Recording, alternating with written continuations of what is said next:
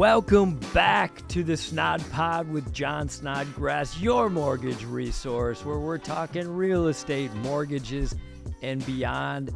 I've got Jenna Stadler here from Firefly Real Estate back for part 2 of her interview here on the Snod Pod. Jenna, thanks for sticking around. Yes, of course. So let's jump right in. What is it like to be a buyer in 2023? It's tough. I am not going to sugarcoat it. It's really tough to be a buyer in today's market. The problem that we're running into is the buyers that were lucky enough to get a home during COVID. And I say lucky because interest rates were so low. Oh, we both know that. Yeah. So those people are kind of in a position where if they were to buy a new house, now they're faced with a 7% or more interest rate. Yeah. And that's tough. It reduces your buying power. It's kind of making sort of lockout conditions where people just don't really want to move. So it feels like the bulk of the homes that have gone for sale this year have been relocations, divorces, deaths, all the not fun stuff. Yeah. So the inventory has been pretty low. In some areas, it's been down up to 40%, sometimes more. So slim pickings. Sure. So you really have to be competitive. You have to come prepared and really write your best and strongest offer. And that's why it's really important to kind of align yourself with a realtor and a lender that has creative strategies, because you really have to do something to stand out. It's not always price. It's not always, just dropping the inspection. You kind of have to have something else. Yeah. Creative. So it's kind of making me think about the customer you had referred in May. Yes. If we could talk about them, because their journey to finding a house, is probably like a lot of people out there, or for people who haven't bought. I just find it fascinating to hear about. Yeah. So maybe, tell me about that scenario when you called me. I just remember you saying, hey, they're relocating from Minnesota down here, and they got to move quick, John. And I'll let you take it from there. Yes. So not only were they relocating for a job, but then they were also expecting their second child. Yeah. So 2 things that were going to happen no matter what. And they want a house as soon as possible. And, we're kind of at a time where it was the beginning of summer. Market's starting to slow down a little bit. So on top of having a low inventory to begin with, now it's getting even more limited. So I really had a task in front of me to find a house, especially in a place like Wauwatosa area where it can be challenging to find what someone is looking for. So I immediately started kind of looking wherever I could to find a house that was not currently for sale. I went through the expired listings in MLS. So for general consumer, that's a house that was listed with a realtor, but then never sold. So I started looking through all the expired listings for Wauwatosa.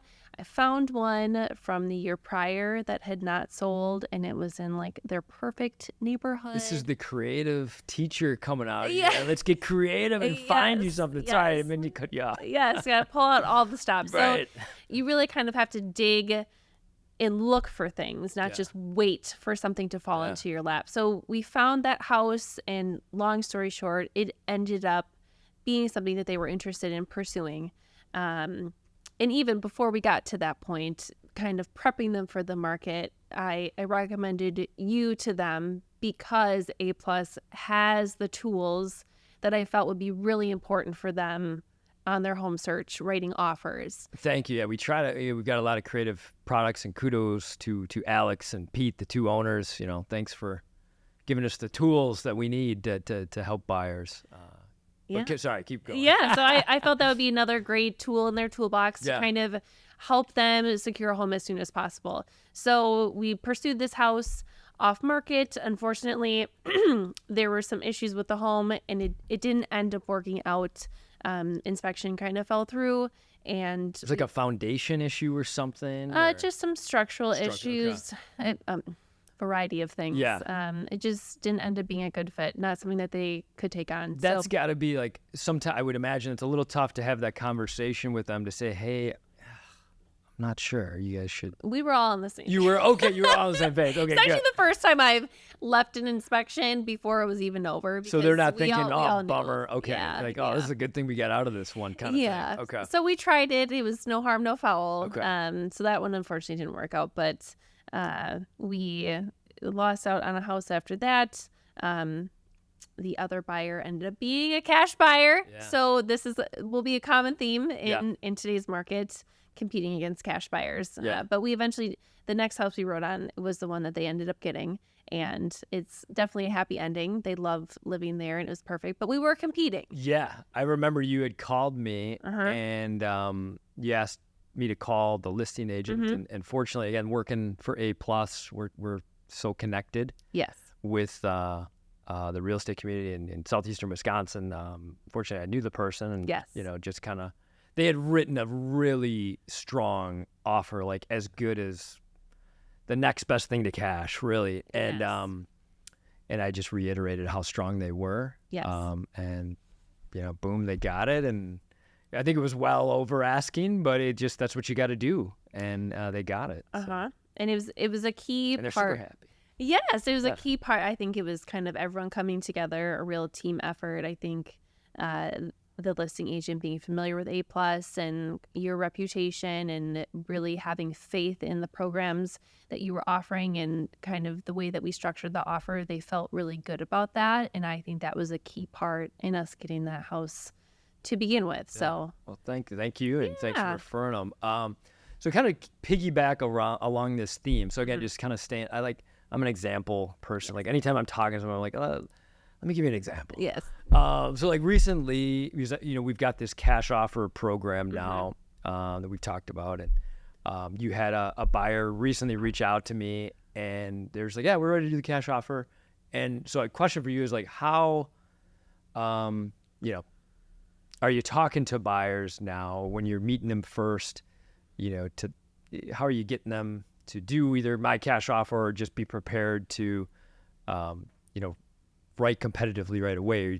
What kind of conversation or how's that go? I think it's really important to prep the buyer for what they'll be up against. And this year, more than ever before in my career, I feel like there has been more cash buyers than ever before. And the appealing thing about a cash buyer is that they can effectively wipe out 1 up to 2 contingencies just by having cash. And that's the financing contingency and the appraisal contingency. So the seller knows, hey, this is going to close and I'm going to get exactly what they're offering me. So Yes. that's really, really important to a seller.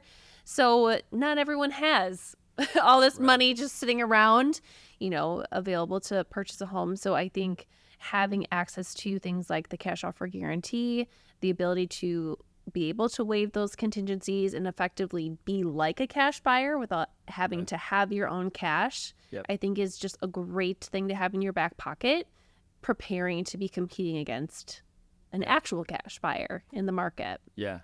Yeah, no, I mean, I think that I've been surprised. I'm like 6 for 6 right now, and hope it'll be 7 for 7 Yeah. when your buyer finds the right house.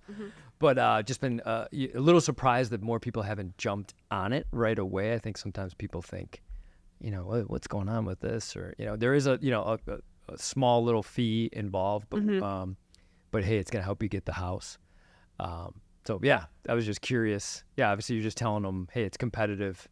You gotta be ready to go, and hey, they got the cash offer. I think it's the future Yeah. of real estate. I think that having more flexibility and creative strategies from the lenders is going to be something that buyers are looking for in the future, now and in the future. Yeah. It's going to keep happening until there is a shift in the amount of inventory that's available. Yeah, and we talked about it the other week when we had met. We've kind of got a new programmer rolling out where we will actually, do some loans for, well qualified customers that, sometimes not everybody can qualify for a house or qualify for owning 2 homes at once, because a lot of times you got to write an offer with, before you sell your house. And there's a segment of, buyers that unfortunately don't qualify. And again, kudos to the owners of A+, Alex and Pete. come up with a new program where we can help those people out. Sure. And there's a lot of details in it, but we can go into it if anybody wants to give me a call. All right. In closing here, do you have any advice for, in buyers for, in the market in 2023, going into 2024?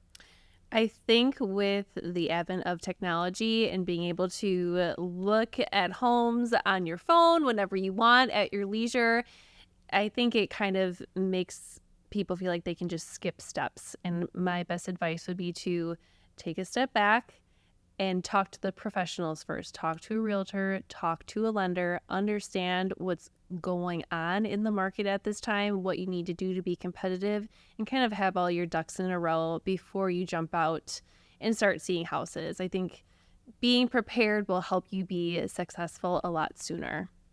I love it. Those are great words of wisdom to kind of wrap up this episode. Well, hopefully you'll come back another time. Yeah. But thanks for coming on the Snod Pod, Of John. course. Thanks for having me. You're welcome.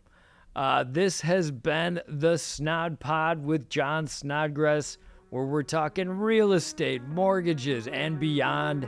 We'll see you next time.